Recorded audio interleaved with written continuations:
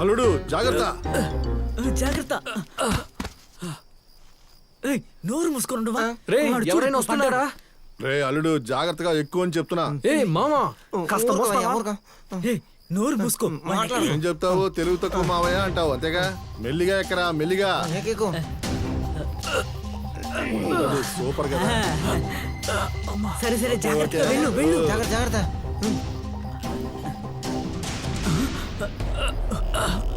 అబ్బా ఏంటి వీడు ఏదో వస్తువు తీసుకొస్తానని ఒక మూటనే తీసుకొస్తున్నాడు. ఏంటిది?